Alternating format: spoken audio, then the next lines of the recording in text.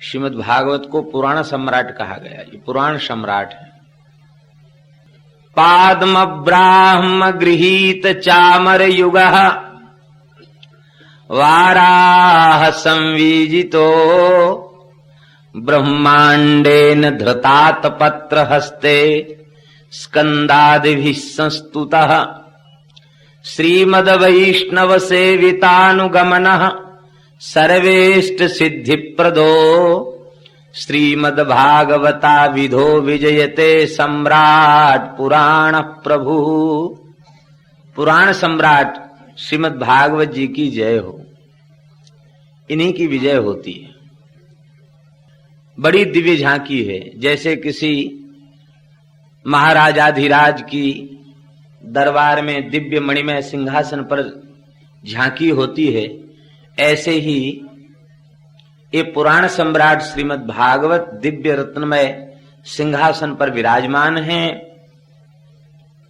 पाद्म ब्राह्म गृहीत चामर युगः, पद्म पुराण और ब्रह्मवैवर्त पुराण, ये दोनों चमर लेकर के चमर ढुरा रहे हैं। राजा की सेवा में छत्र चमर छड़ी लेकर खड़े होते हैं। ये सब पुराण श्रीमद् भागवत जी की सेवा में छड़ी छत्र चमर लेके खड़े। पाद्म ब्राह्म गृहीत चामर युगा वाराह संवीजिता, वाराह पुराण व्यजन ढुरा रहे हैं। ब्रह्मांडेन धृतात पत्र हस्ते, ब्रह्मांड पुराण छत्र लेकर खड़े हैं। स्कंद पुराण, शिव पुराण और जितने पुराण हैं और भी जितने उप पुराण हैं, स्मृतियां हैं, वे सब स्कंदादि भी संस्तुता। स्कंद शब्द से आदि, आदि से सबका ग्रहण हो जाएगा, पुराण उप पुराण सबका। वे सब स्तवन कर रहे हैं। ये तो इनकी झांकी है दरबार की। और दरबार किन लोगों से सुशोभित है?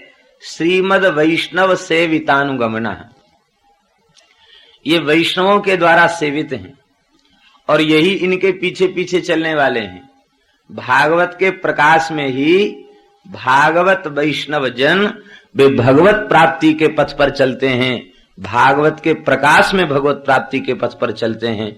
ये अनुगमना है और संपूर्ण इष्ट सिद्धि को देने वाले यह पुराण सम्राट श्रीमद् भागवत महापुराण है, क्योंकि ये साक्षात श्री कृष्ण है। इत्येषा वाङ्मयी मूर्ति ही प्रत्यक्षा वर्तते हरे, भगवान की प्रत्यक्ष शब्दमयी प्रतिमा है। भगवान स्वयं अनुग्रह करके हृदय में विराजमान होकर के अपना स्वरूप जो श्रीमद् भागवत है उसका प्रकाशन करें, ये वस्तुतः भगवान की ही सामर्थ्य है। किसी जीव की श्रीमद् भागवत जैसे दिव्य ग्रंथ के संबंध में एक शब्द कहने की पात्रता नहीं। भगवान ही कृपा करके हृदय में विराजमान होकर के इस दास से अपनी वांगमयी सेवा को करा करके प्रसन्न हुए। श्रीमद् भागवत के मंगलाचरण में भगवान के सत्य स्वरूप का स्मरण किया गया। सत्यम परम धीमहि, हम परम सत्य का ध्यान करते हैं। ये परम सत्य कौन है? भगवान ही परम सत्य हैं।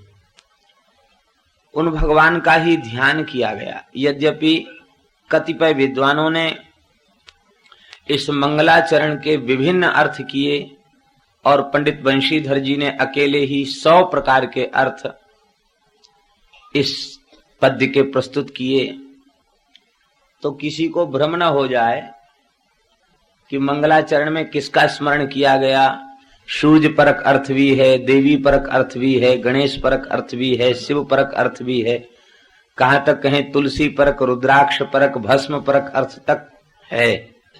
बहुत अर्थ किए गए, लेकिन यह केवल विद्वानों का वैदुष्य ही है। वस्तुतः श्रीमद् भागवत के प्रारंभ में मंगलाचरण में सत्यम परम धीमहि कहकर भगवान श्री कृष्ण का ही ध्यान किया गया है। श्रीमद् भागवत के प्रारंभ में सत्यम परम धीमहि है और श्रीमद् भागवत के उपसंहार में भागवत की परंपरा का स्मरण है, गुरु परंपरा का, और उस गुरु परंपरा के स्मरण में भी तच्छुद्धम विमलम विशोकमृतम सत्यम परम धीमहि, वहां भी सत्यम परम धीमहि, वहां श्रीमद् भागवत को परम सत्य कह करके ध्यान किया गया है। तो आदि अंत में सत्यम परम धीमहि है, और इसमें किसी विशेष देवता का नाम नहीं लिया गया, राम कृष्ण नारायण का स्पष्ट नाम नहीं लिया गया, इसलिए लोगों को अवसर मिल गया। लेकिन यह संदेह उस समय निराकृत हो जाता है, उस समय यह संदेह समाप्त हो जाता है जब हम गर्भस्तुति के प्रकरण में भगवान के सत्य स्वरूप का स्मरण करते हैं। गर्भस्तुति के प्रकरण में ब्रह्मादि देवता भगवान की स्तुति कर रहे हैं। सत्यव्रतम सत्यपरम त्रिसत्यम सत्यस्य योनिम निहितं च सत्ये सत्यस्य सत्यामृत सत्यनेत्रम सत्यात्मकं त्वां शरणं प्रपन्ना। इस गर्भस्तुति के प्रकरण में किसी को कोई संदेह है? किसी को संदेह नहीं। गर्भ में भगवान विराजमान हैं और गर्भगत भगवान की देवता स्तुति कर रहे हैं, और वह भी भगवान की स्तुति कर रहे हैं तो सत्य शब्द का पुनः पुनः आवर्तन करके, यह प्रमाणित करने के लिए कि भगवान के अतिरिक्त दूसरी किसी सत्ता को सत्य मानना अपराध है। भगवान ही परम सत्य हैं। सत्यव्रतम सत्य परम त्रिसत्यम सत्यस्य योनिम, सत्य की भी योनि है, अर्थात सत्य प्रकट ही इनसे हुआ है। सत्य के भी सत्य हैं, सत्य ही इनकी आत्मा है, सत्य ही इनका स्वरूप है। ऐसे हे सत्यात्मक श्री कृष्ण, हम सब देवता आपकी शरण में हैं। अब गर्भस्तुति के प्रकरण में तो किसी को संदेह नहीं है। तो जिन श्री कृष्ण को बार बार सत्य कह करके देवता शरणागति की प्रार्थना करते हैं, उन्हीं श्री कृष्ण का ग्रंथ के आदि में भी सत्यम परम धीमहि कहकर स्मरण किया गया, और ग्रंथ के अंत में भी सत्यम परम धीमहि कहकर उन्हीं भगवान का स्मरण किया गया। तब आप लोग कहेंगे कि इतना लंबा चौड़ा व्याख्यान करना पड़ा केवल इतनी सी बात समझने के लिए कि सत्यम परम धीमहि कहकर भगवान का ही ध्यान किया गया, श्री राम कृष्ण नारायण ही परम सत्य हैं, उनका ध्यान किया गया। तो इतने लंबे चौड़े व्याख्यान से विषय को जटिल बना दिया गया। सत्य और श्री कृष्ण में जब भेद ही नहीं है तो सत्यम परम धीमहि की जगह कह देते कृष्णम परम धीमहि। श्री कृष्ण का हम ध्यान करते हैं, तब ये संदेह का अवसर ही नहीं रहता। फिर सत्यम परम धीमहि कहने का क्या तात्पर्य है? भगवान व्यास किस ग्रंथ का मंगलाचरण कर रहे हैं? भागवत का। तो मंगलाचरण में ही भागवत धर्म को प्रमाणित कर रहे हैं। भागवतों का धर्म क्या है? भागवतों का सिद्धांत क्या है? भागवतों का सिद्धांत यह है कि समस्त जितने वैष्णव हैं, भागवत हैं, वे सब चार चीजों को नित्य मानते हैं। भगवान नाम, रूप, लीला और धाम, इन चारों को परम सत्य मानते हैं। तो इन चारों को परम सत्य प्रमाणित करने के लिए भगवान नाम, भगवत रूप, भगवत लीला, भगवत धाम, ये चारों परम सत्य हैं। इसे प्रमाणित करने के लिए सत्यम परम धीमहि व्यास जी कह रहे हैं। यही वैष्णवों का सिद्धांत है। आप लोग कहेंगे क्या भगवान के नाम रूप में, उसकी महिमा में कुछ अंतर आ रहा था? क्या अंतर आ गया? क्या अंतर आ गया? जो लोग वस्तुतः ज्ञानी हैं नहीं, जे ज्ञान मान विमत्त, ज्ञानी नहीं है, जे ज्ञान मान विमत्त, भव भय हरनि भक्ति न आदरी, ते पाय सुर दुर्लभ पदादपि परत हम देखत हरि। ज्ञान मान विमत्त, जो ज्ञान के मद में मतवाले हो रहे हैं, ऐसे जो ज्ञानी नहीं है, वस्तुतः वे ज्ञान के गुमानी हैं, ज्ञानी नहीं है, ज्ञान के गुमानी हैं। ज्ञान का गुमान उनके भीतर है, वस्तुतः ज्ञान उनके भीतर नहीं है। तो वे लोग निर्विशेष ब्रह्म की सत्ता को परम सत्य के रूप में प्रमाणित करते करते भगवान जाने क्या भगवान की प्रचंड माया उन्हें भ्रम हो गया, या भ्रम की चर्चा करते करते वे भ्रम में पड़ गए, ये ठीक नहीं कहा जा सकता है। लेकिन उन्होंने सगुण साकार को भी मायिक मान लिया, माया सबलित मान लिया, और सगुण साकार माया सबलित है, और सिद्धांत है यद यद नाम यद यद रूपम तत्तन मिथ्या। जहां जहां जो जो नाम है, जो जो रूप है, वह सब मिथ्या है। ये वाक्य असत्य नहीं है, ये वाक्य ठीक है। संसार के सभी नाम रूप नाशवान होने के कारण मिथ्या है, लेकिन इसका तात्पर्य यह थोड़ी है कि भगवान का नाम मिथ्या हो जाए, भगवान का सच्चिदानंद स्वरूप मिथ्या हो जाए, इसका तात्पर्य नहीं है। लेकिन यह सिद्धांत मानने वालों ने थोड़ी सी बुद्धि ज्यादा लगा दी, और अधिक बुद्धि का प्रयोग जब उन्होंने कर दिया तो उन्होंने कहा कि जो नाम रूप है वो मिथ्या है। क्या नाम रूप के चक्कर में पड़ना, नाम रूप छोड़ो, सीधे बस सोहमअस्मि, अपनी निर्विशेष सत्ता का ध्यान करो, उसी में स्थित हो जाओ। सोहमअस्मि वाक्य भी गलत नहीं है, ठीक है, वैदिक वाक्य है, लेकिन उसको गलत ढंग से ले लिया। वे भगवान राम कृष्ण की शरणागति से, भक्ति से, भगवान की उपासना से विमुख होने लग गए।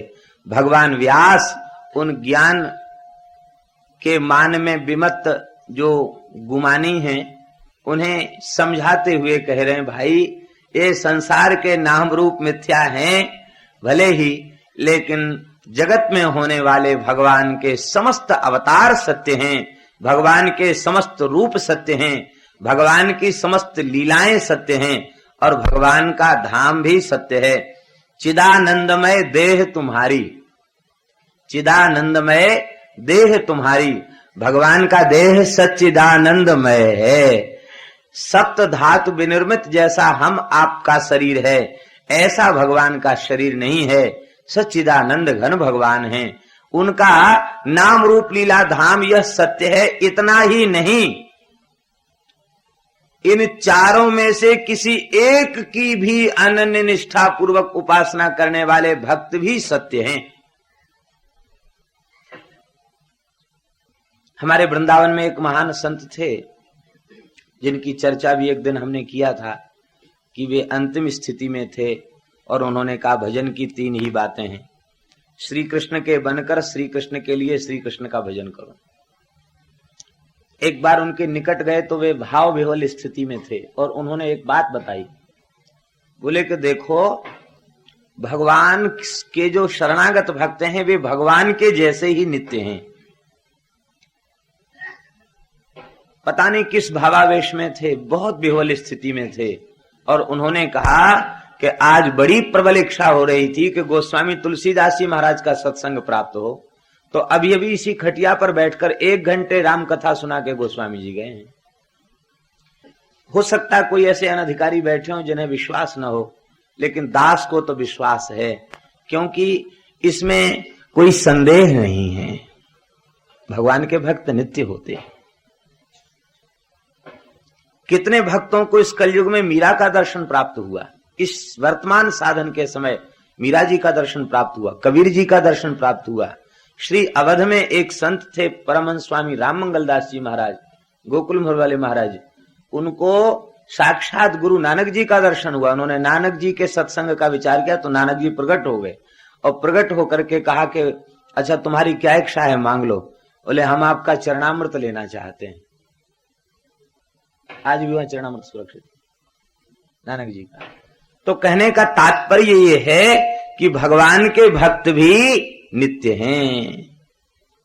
श्री व्यास जी महाराज, श्री हरिराम व्यास जी महाराज, आप नित्य किसी न किसी भक्त का ध्यान करते। एक दिन आपने श्री कबीर जी का ध्यान किया। कबीर जी का ध्यान करते आपको लगा कि कबीर जी रसिक भक्त नहीं थे, ज्ञानी भक्त थे, रस में प्रवेश नहीं था। इतना भाव आते ही श्री प्रिया प्रियतम की जो दिव्य झांकी हृदय में प्रकट होती थी वो लुप्त हो गई। आप श्री हरिवंश महाप्रभु जी के चरणों में पहुंचे और कहा कि भगवान क्या अपराध बन गया, श्री ठाकुर जी रूठ गए।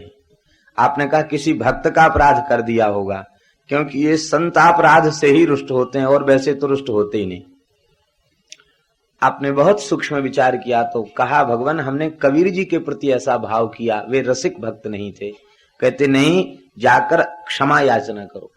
तो यमुना के तट पर वे पहुंचे और पहुंच करके व्यास जी का पद है, व्यासवाणी का पद है, कली में साचो भक्त कबीर, कली में साचो भक्त कबीर, पांच तत्व से जन्म न पायो, काल न ग्रस्यो शरीर, कली में साचो भक्त कबीर।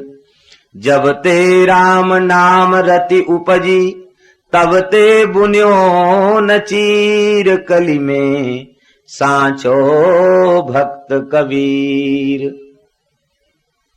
तो कबीर जी को अंतर्धान हुए करीब 200 वर्ष हो चुका था, और जब आपने पुकारा तो यमुना जी के जल से प्रकट हो गए कबीर जी। ओ व्यास जी महाराज दंडोत दंडोत करके हृदय से लगा लिया और कहा श्री ठाकुर जी ने उस काल के जीवों को जिस प्रकार के उपदेश की आवश्यकता थी, दास के भीतर प्रेरणा करके वो व्यक्त करा लिया। भगवान परिपूर्ण हैं तो भगवान का भक्त भी परिपूर्ण है। परिपूर्ण की उपासना करने वाला अधूरा कैसे हो सकता है? संपूर्ण भाव और संपूर्ण रस भक्त के अंतःकरण में सहज प्रकट हो जाते हैं। आपका संदेह दूर हो गया और श्री कबीर जी फिर जमुना जी में गोता लगाए अंतर्धान। इसका तात्पर्य भक्त भी नित्य हैं। तो नाम रूप लीला धाम यह सत्य है और इनकी उपासना करने वाले भगवान के भक्त भी सत्य हैं। ये भगवान के इस परम सत्य को प्रमाणित करने के लिए, सगुण साकार को परम सत्य के रूप में प्रमाणित करने के लिए, और यह भाव श्री व्यास जी ने दिया। यतः अस्य जन्मादिर भवति, अस्य जगतः, इस सृष्टि का, इस जगत का जन्म, उत्पत्ति और लय, ये तीनों कार्य जिसके संकल्प मात्र से हो जाते हैं। भगवान इस जगत के प्रति अभिन्न निमित्तोपादान कारण है। संसार में प्रत्येक कार्य के प्रति दो कारण होते हैं, लेकिन भगवान इस जगत के प्रति अकेले कारण है, इसलिए भगवान को ही मूल कारण कहा गया। मिट्टी के घड़े के दो कारण हैं, निमित्त कारण है कुलाल और उपादान कारण है मिट्टी। और निमित्त और उपादान दोनों कारण सर्वथा भिन्न हैं, कुलाल अलग है, मृत्तिका अलग है। लेकिन भगवान उपादान भी है और निमित्त भी है। उपादान वस्तु क्या है? पृथ्वी, जल, तेज, वायु, आकाश, मुख्य उपादान वस्तु यही है। और विस्तार करते चले जाओ तो 24 हो जाते, 25 हो जाते हैं, और जितना विस्तार करते चले जाओ उतना विस्तृत हो जाते हैं, और 36 तक हो जाते, 32 तक हो जाते हैं। और मूल में 5 हैं, पृथ्वी, जल, तेज, वायु और आकाश। तो इन पांचों तत्वों के रूप में भी परमात्मा ही है। पृथ्वी के रूप में भगवान ही सब जीवों का आश्रय बने हुए हैं। कम ब्रह्म, खम ब्रह्म वेद में लिखा है। जल ब्रह्म है, आकाश ब्रह्म है, अग्नि ब्रह्म है। अहम वैश्वानरो भूत्वा प्राणिनाम देहमाश्रिता प्राणापान समायुक्तो पचाम्यन्नम चतुर्भुजम चतुर्विधम। तो कहने का तात्पर्य है भगवान वैश्वानर रूप से भगवान ही विद्यमान है, सबके भीतर विद्यमान है अग्नि के रूप से। पवन के रूप में भी भगवान ही है, सबका प्राण भगवान है, प्राणवायु के रूप में भगवान है। तो इन 5 तत्वों के रूप में भी परमात्मा ही है और यही जगत की उपादान वस्तुएं, इनसे ही जगत ब्रह्मांड बना है। ये ब्रह्मांड और ये पिंड शरीर, ये दोनों इन 5 चीजों से ही बने भये हैं। तो इसलिए भगवान उपादान कारण भी हैं, और भगवान के संकल्प से सृष्टि होती है, इसलिए भगवान निमित्त कारण है। निमित्त और उपादान कारण भगवान इस जगत के हैं। और वह भगवान अर्थेष्वभिज्ञा, वह भगवान सदरूप होने के कारण प्रत्येक पदार्थ में अनुगत हैं। कोई ऐसी वस्तु, कोई ऐसा पदार्थ नहीं है जहां भगवान की सत्ता विद्यमान ना हो, सर्वत्र भगवान विद्यमान है। चेतन के भीतर अंतर्यामी रूप से विराजमान तो है ही, अचेतन के भीतर भी विराजमान है। जीवित के भीतर तो विराजमान है ही है, मरे हुए के भीतर भी बैठे हैं। आप लोग कहेंगे ये बात कुछ समझ में नहीं आ रही, मरे हुए के भीतर कैसे बैठे हैं?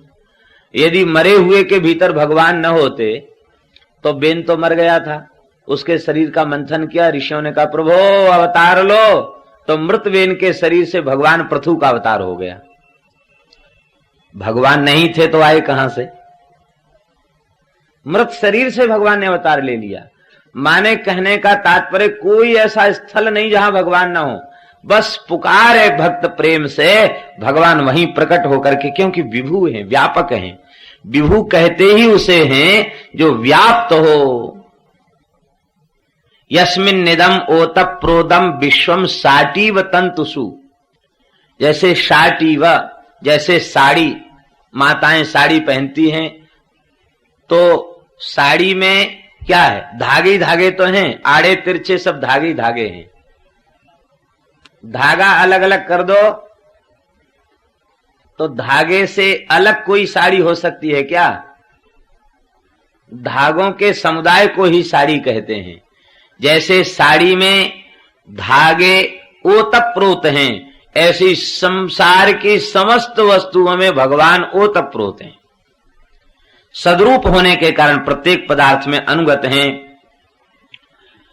और आश्चर्य तो यह है कि असत में रहते हुए भी असत के दोष उनमें व्याप्त नहीं है।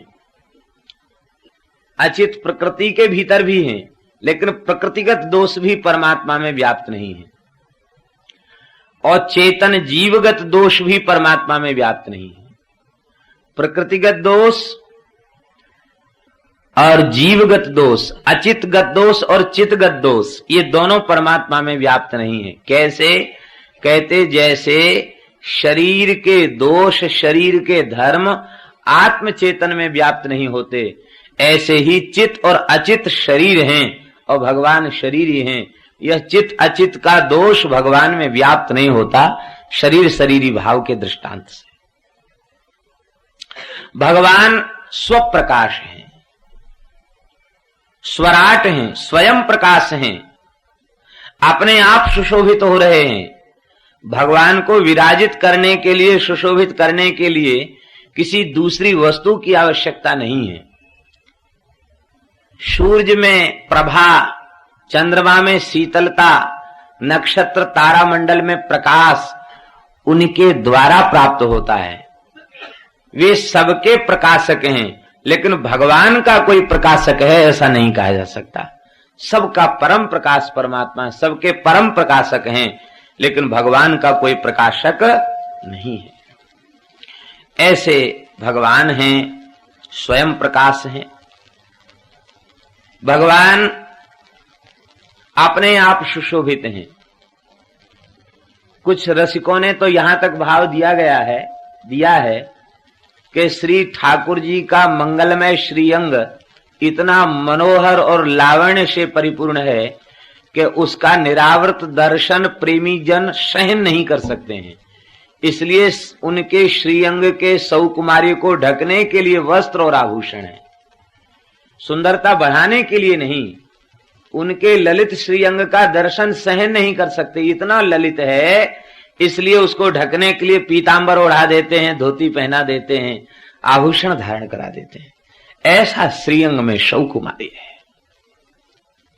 भगवान की शोभा को ढकते हैं वो, स्वाभाविक शोभा को ढक लेते हैं वस्त्राभूषण, और ढक तो भले ही लेते हैं लेकिन वस्त्राभूषण उनके श्रीअंग पर पहुंच करके कृतार्थ हो जाते, कृतकृत्य हो जाते हैं, उनकी शोभा बढ़ जाती है। श्रीअंग में पहुंचने के बाद मुकुट की शोभा, पीतांबर की शोभा, कटिकाछनी की शोभा और उनके नूपुर की शोभा, आभूषणों की शोभा बढ़ती है। ये तो स्वतः शोभायमान है। स्वराट, ईश्वराट शब्द करते हैं, अपने आप सुशोभित हो रहे हैं, अपने आप प्रकाशित हो रहे हैं, और उनकी सामर्थ्य इतनी अचिंत्य है कि आदि कवि श्री ब्रह्मा जी को अपने हृदय के संकल्प मात्र से उन्होंने वेदों का ज्ञान प्रदान किया।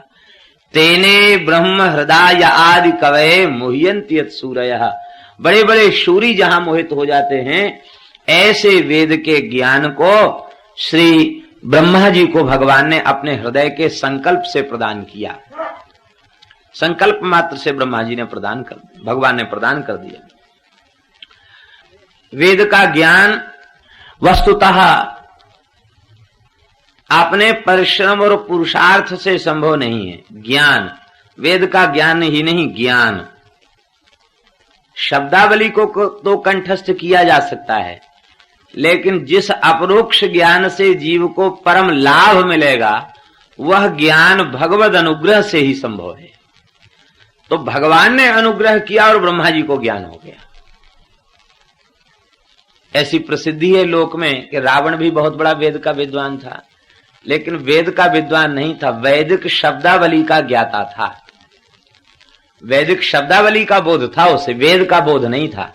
क्योंकि वेद का बोध होता तो वेद वेद्य तो भगवान है, भगवान में प्रीति बढ़ती, सत्य शौच सदाचार उसके जीवन में प्रतिष्ठित होता, उसका चरित्र आदर होता। लेकिन नहीं, उसे केवल वैदिक शब्दावली कंठस्थ थी, उसे वेद का बोध नहीं था। क्योंकि वस्तुतः बोध जो होता वो भगवान के अनुग्रह से होता, भगवान की कृपा से होता। भगवान ने कृपा किया और ब्रह्मा जी को ज्ञान की प्राप्ति हो गई, दिव्य ज्ञान ब्रह्मा जी को प्राप्त हो गया। इस मंगलाचरण की टीका में श्रीधर स्वामी जी ने एक प्रश्न उठाया है। ये कहते हैं कि वेद का ज्ञान ब्रह्मा जी को दिया और ब्रह्मा जी ने वैदिक ज्ञान का आश्रय लेकर के सृष्टि का विस्तार किया। वेद के अनुकूल ही सृष्टि है, वेद पहले है और सृष्टि बाद में है। वेद में जिस वस्तु का जैसा निरूपण किया गया उस वस्तु को उस रूप में ब्रह्मा जी ने प्रकट कर दिया। वज्रहस्तो पुरंदर, वज्र बना दिया, इंद्र बना दिया। ऐसा ऐरावत हाथी है, ऐरावत बना दिया, कल्पवृक्ष बना दिया। तो वैदिक शब्दों को देख करके ही उन्होंने सृष्टि का विस्तार किया है। और सृष्टि जो है वो अनादि है, क्योंकि महाप्रलय हुआ और फिर नाभि कमल से ब्रह्मा जी प्रकट भये और फिर भगवान की आज्ञा से ब्रह्मा जी ने सृष्टि का विस्तार किया। तो कैसे किया? धाता यथा पूर्वम अकल्पयत, पूर्व कल्प में जैसी भगवान ने सृष्टि की थी, ब्रह्मा जी ने सृष्टि की थी, उसी सृष्टि का स्मरण करके ब्रह्मा जी ने पुनः सृष्टि का विस्तार कर दिया। तो पूर्व कल्प में भी सृष्टि का विस्तार वैदिक ज्ञान का आश्रय लेकर किया होगा, क्योंकि बिना वेद के ज्ञान के सृष्टि का विस्तार संभव नहीं है। तो वेद के ज्ञान का आश्रय लेकर के ही सृष्टि का विस्तार किया। तब भगवान को प्रत्येक कल्प के प्रारंभ में भगवान को ब्रह्मा जी को नए सिरे से वेद के ज्ञान को देने की क्या आवश्यकता पड़ी? सुप्त प्रतिबुद्ध न्याय से ब्रह्मा जी महाराज वैदिक ज्ञान का स्मरण कर लेते और सृष्टि रचना में प्रवृत्त हो जाते। तेने ब्रह्म हृदय आदि कवे मुह्यन्ति यत् सूरयः, ब्रह्मा जी को ज्ञान देने की क्या आवश्यकता पड़ी? भगवान ने ब्रह्मा जी को ज्ञान क्यों दिया? इसका उत्तर दे रहे मुह्यन्ति यत् सूरयः। बड़े बड़े शूरी भी वेद के संबंध में मोहित हो जाते हैं। सुप्त प्रतिबुद्ध न्याय से जैसे वस्तु को जाना जा सकता, वेद को इस रीति से, इस पद्धति से नहीं जाना जा सकता। जब जब वह ज्ञान धूमिल हो जाता है तो भगवान तरोताजा ज्ञान, नवीन ज्ञान वेद का ब्रह्मा जी को प्रदान करते हैं। और कोई ऐसी बात नहीं कि ब्रह्मा जी को पोथी लाना पड़ती हो तब भगवान कुछ दिन पढ़ाते हो, ऐसा नहीं। हृदय के संकल्प मात्र से ब्रह्मा जी को भगवान ज्ञान प्रदान कर देते हैं। भगवान के भक्त में समस्त ज्ञान भगवान के अनुग्रह से प्रकट हो जाता है। दक्षिण में एक महापुरुष थे, रामानुज संप्रदाय के। वे निम्न कुल के थे, अंत्यज थे जाति से। भगवान का नाम उच्चारण करते रहते थे निरंतर। एक दिन वे जा रहे थे, ब्राह्मण यज्ञ कर रहे थे, श्रौत यज्ञ। उन सबने सोचा कि अरे इसके सामने वेद मंत्र पढ़ना ठीक नहीं, वो सब मौन हो गए। और वे सब जैसे ही मौन हो गए कि सबको वेद भूल गया। अब तो उन्हें बड़ा आश्चर्य हुआ कि हम तो ब्रह्म गायत्री भी भूल गए, संध्या बंदन के मंत्र ही भूल गए, हमारे तो कर्म का ही लोप हो गया, क्या करें। आखिर विद्वान थे, कौन करा इसको ठीक करें। तो चले उन संत को मना में, भक्तापराध हो गया। वो ब्राह्मण यज्ञशाला से चल पड़े उन संत के पीछे पीछे। वो धान की खेत की मेड़ पर जा रहे थे। महाराज प्रणाम दंडवत। आपने देखते ही ब्राह्मण की मंडली को पृथ्वी पर लौटकर साष्टांग दंडवत किया। भगवान मैं अंत्यज हूं, आप तो ब्राह्मण हैं, आप आज्ञा करें, आप कैसे आपने दास का स्मरण किया। बोले महाराज हम तो वेद विस्मृत हो गए, हमारी ब्रह्म विद्या गायत्री भी भूल गई हमको, हम क्या करें, ये धर्म का लोप हो रहा है, आप रक्षा करें। आप हंसने लगे और उन्होंने कहा कि देखो भगवान श्रीमन नारायण के अनुग्रह से हमारे हृदय में समस्त वैदिक ज्ञान प्रकाशित है, सब कुछ हमारे हृदय में प्रकाशित हो रहा है, लेकिन शास्त्र की मर्यादा है, मैं उपदेश का अधिकारी नहीं हूं, मैं उपदेश नहीं कर सकता। हमें आप लोगों के कर्म से कोई प्रयोजन नहीं था, हम तो सामान्य भाव से जा रहे थे, आप लोगों ने वेद का उच्चारण बंद कर दिया तो उससे हमें कोई क्लेश भी नहीं हुआ। ये तो भगवान की लीला है, ऐसे भगवान ही जाने, हम इस संबंध में कुछ नहीं समझते और हम अंत्यज हैं, उपदेश आप ब्राह्मणों को कर नहीं सकते। महाराज फिर कुछ तो समस्या का समाधान कीजिए। तो वे प्रसन्न हो गए और धान के खेत से एक मुट्ठी धान उखाड़ के ऐसे दिखाया, उस सबको वेदों का ज्ञान पुनः स्मरण में आ गया। क्योंकि जिस मंत्र से उन्होंने बंद किया था बोलना आगे, उस मंत्र के प्रारंभ में व्रीहि शब्द था, धान्य शब्द था। तो जैसे ही धान को दिखाया वो सबको वेद पुनः स्मरण में आ गया। इसका तात्पर्य है भगवान संकल्प करें तो ज्ञान हो जाए, और कोई भगवान के प्राण प्यारे समर्थ संत संकल्प करें तो संकेत में ज्ञान हो जाए, बोलने की भी जरूरत नहीं है, संकेत में ज्ञान हो जाए। भगवान के भक्त संकेत में ज्ञान दे देते हैं, संकेत में, संकेत की भी आवश्यकता नहीं। समर्थ पुरुष एक करुणा भरी दृष्टि से किसी जीव की ओर देख दें तो ज्ञान हो जाता है, ज्ञान प्रकट हो जाता है। इसलिए ज्ञान ऐसी वस्तु नहीं है जैसे लौकिक की वस्तुओं को, लौकिक जगत की बातों को हम सुप्त प्रतिबुद्ध न्याय से समझ लेते हैं। सो गया और सोने के बाद फिर जगा, तो सोने के पूर्व जो कुछ विचार किया वो सबका स्मरण रहता है। संसार की बातों को जैसे स्मरण किया जा सकता, ऐसे ज्ञान नहीं संभव है। वस्तुतः ज्ञान तो भगवान और भगवान के भक्त के अनुग्रह से ही होता है। भगवान ने अनुग्रह किया और ब्रह्मा जी के हृदय में ज्ञान प्रकट हो गया। तेजोमय रश्मियों में जल का, जल में स्थल का, स्थल में जल का भ्रम होता है। यह जगत परिवर्तनशील होने के कारण मिथ्या कहा जाता है।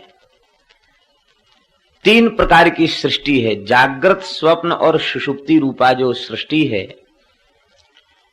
इसका अधिष्ठान परमात्मा है और अधिष्ठान सत्य है।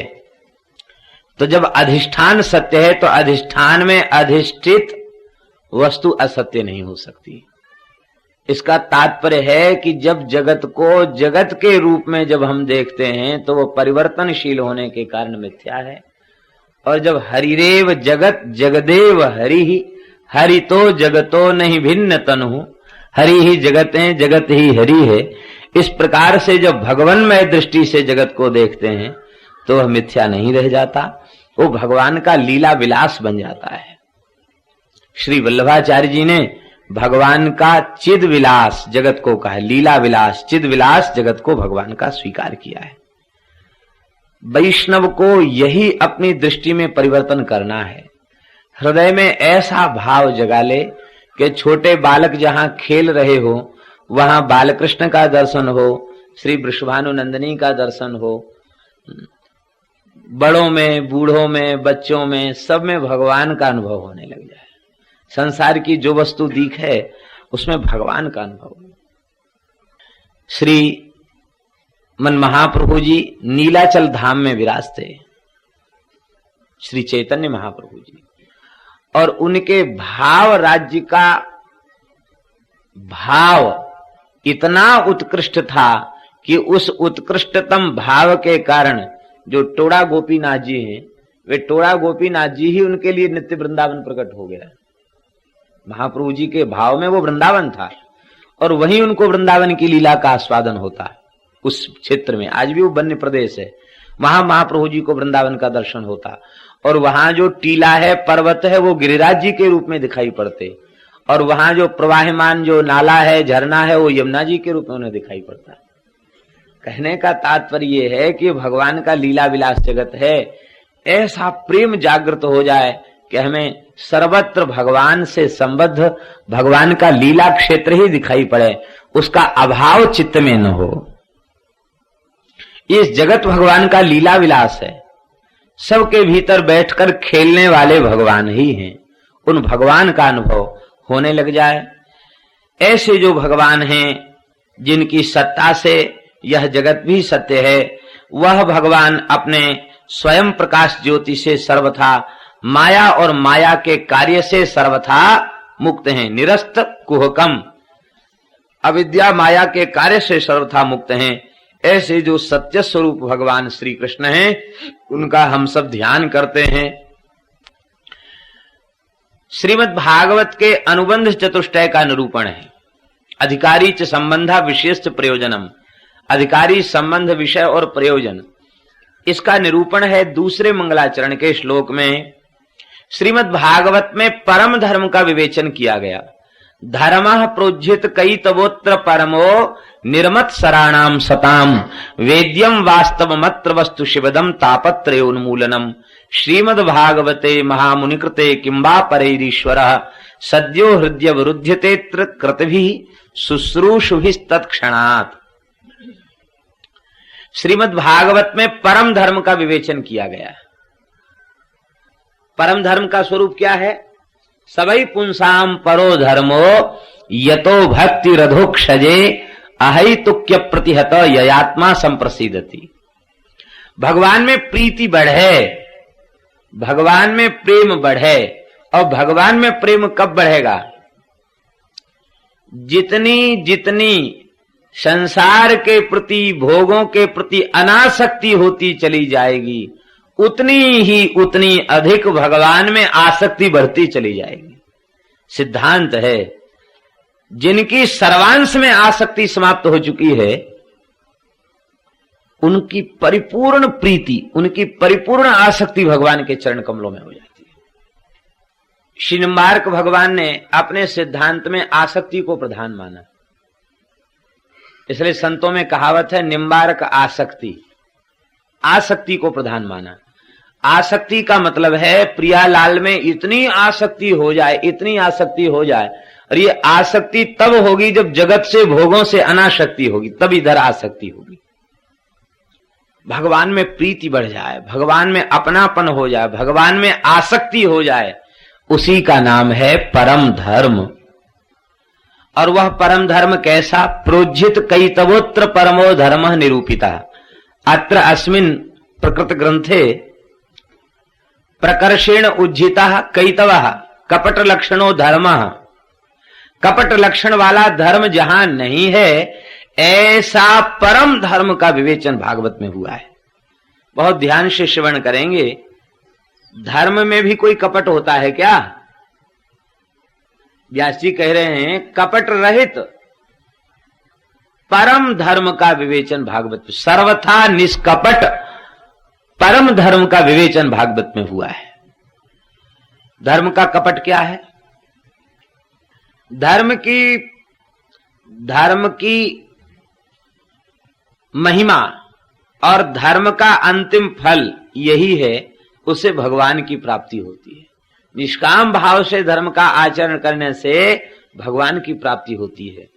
और स्वे स्वे कर्मण्यभिरतः संसिद्धिम लभते नरः, अपने अपने वर्ण और आश्रम के धर्म में व्यवस्थित रूप से जो निर्वाह करते हैं उन्हें संसिद्धि प्राप्त हो जाती है, भगवान की अतिशय सरलता पूर्वक प्राप्ति हो जाती है।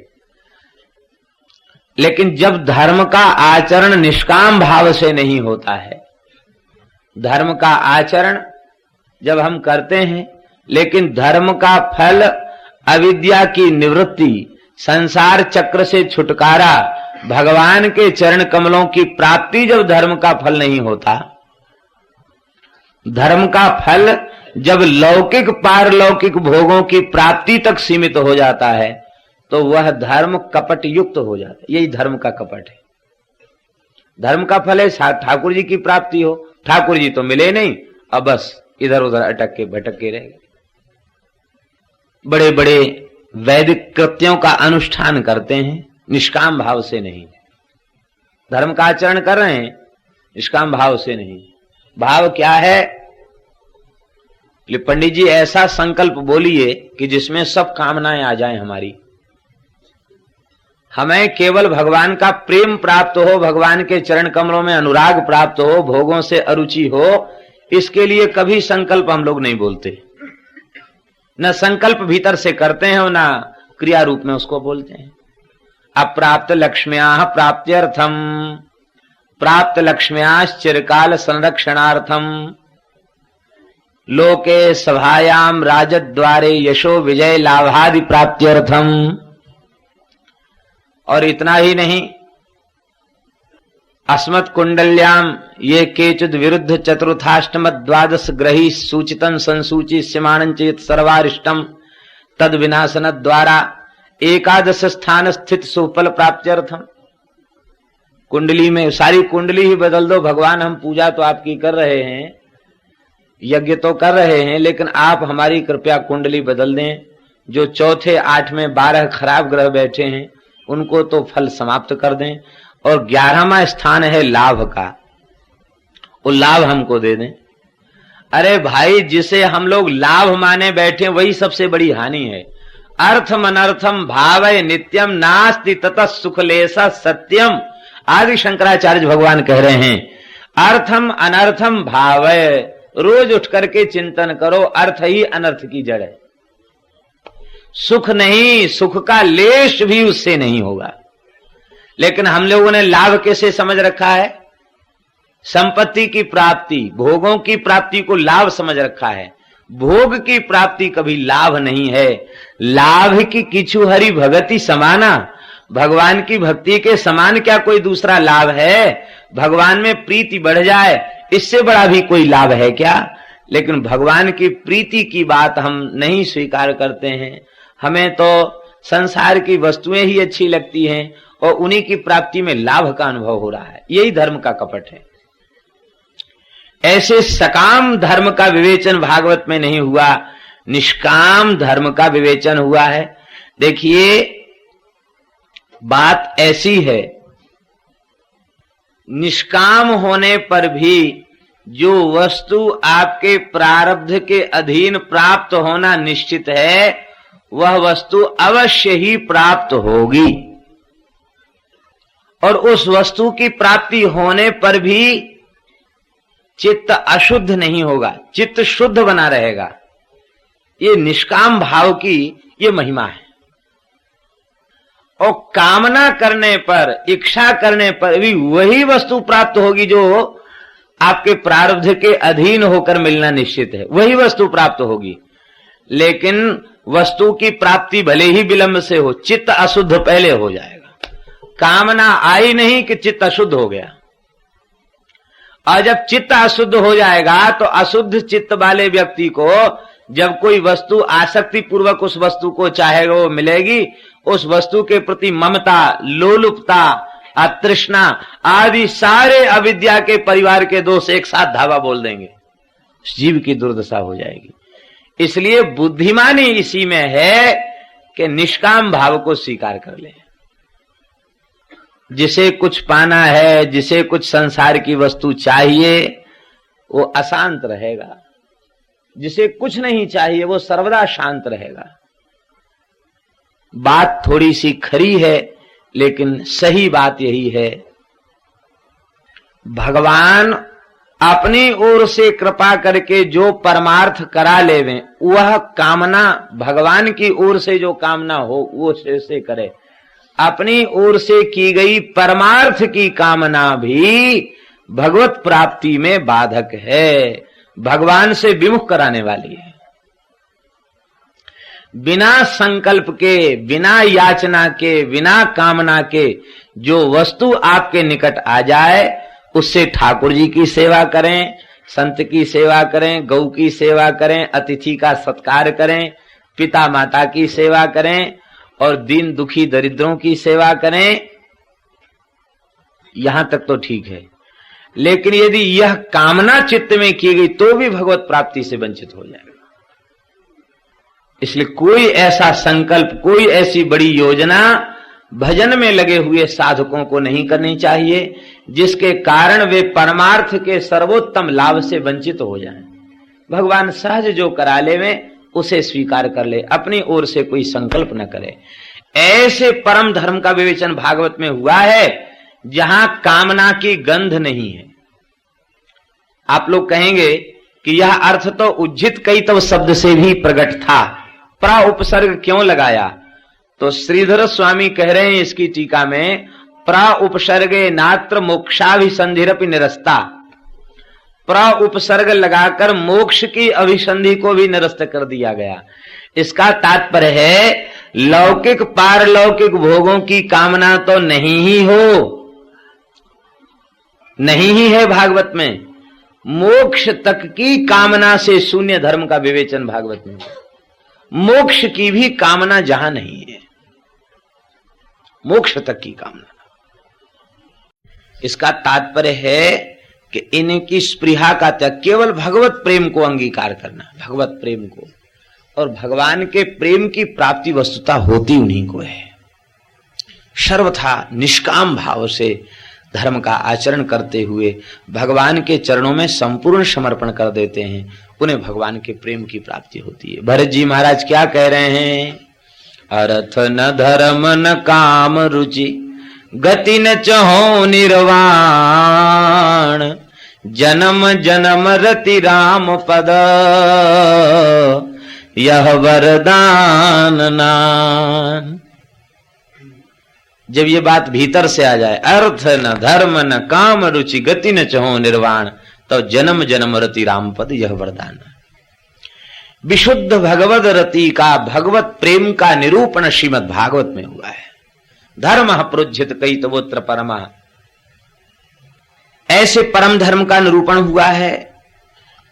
और विशुद्ध अंतःकरण वाले जो महापुरुष हैं, विशुद्ध अंतःकरण वाले कौन हैं? जो सर्वथा निष्काम हैं। सर्वथा निष्काम विशुद्ध अंतःकरण वाले जो सत्पुरुष हैं, उनके द्वारा वेद्य जो तत्व है उस तत्व का निरूपण हुआ है। वेद्यम वास्तव मत्र वस्तु शिवदम तापत्रयोन्मूलनम, इस तत्व का निरूपण हुआ है जिस तत्व के बोध से ही त्रिविध ताप का सर्वथा उन्मूलन हो जाता है। परम कल्याण जीव का हो जाता है। अब कहते किंबा परैहि, अब अन्य साधनों से प्रयोजन क्या है? क्योंकि दूसरे साधनों में ऐसी योग्यता नहीं है, दूसरे साधनों में ऐसी पात्रता नहीं है कि वे साधन भगवान को हृदय में अवरुद्ध कर दें।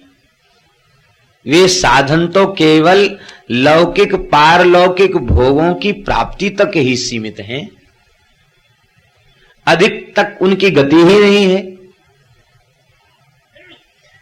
इसलिए श्रीमद् भागवत रूप साधन के तुल्य कोई दूसरा साधन नहीं है। किंबा परई, अन्य साधनों से प्रयोजन क्या है? क्योंकि अन्य कोई साधन ऐसा नहीं जिसका आश्रय लेने से भगवान हृदय में आकर अवरुद्ध हो जाएं। और ये भागवत कैसा साधन है? कहते सद्यो हृदयवरुध्यते त्रिकृतिभिः शुश्रूषुभिस्तत्क्षणात्। हृदय में आकर भगवान अवरुद्ध हो जाते हैं। किसके हृदय में अवरुद्ध हो जाते हैं? सुनने वालों के हृदय में नहीं, शुश्रूषुभिः। इसका तात्पर्य श्रवणेक्षुभिः। अभी सुना नहीं, केवल श्रवण की अभिलाषा उत्पन्न हो गई भीतर, वो भगवान आकर डेरा डाल देते हृदय में। ऐसी महिमा भगवान की कथा की है। श्रवण का संकल्प होते ही भगवान हृदय में आकर अवरुद्ध हो जाते हैं, निरुद्ध हो जाते हैं। सुना नहीं, अभी केवल सुनने का संकल्प किया और ठाकुर जी हृदय में आकर विराजमान हो जाते हैं। तो ऐसा साधन कौन सा है, जिस साधन से ठाकुर जी हृदय में आके कैद हो जाएं, निरुद्ध हो जाएं? अब हमें अन्य किसी साधन से प्रयोजन नहीं है। लेकिन शुश्रूषुभि का विशेषण है। क्या विशेषण है? शुश्रूषुभि का विशेषण है कृतिभि।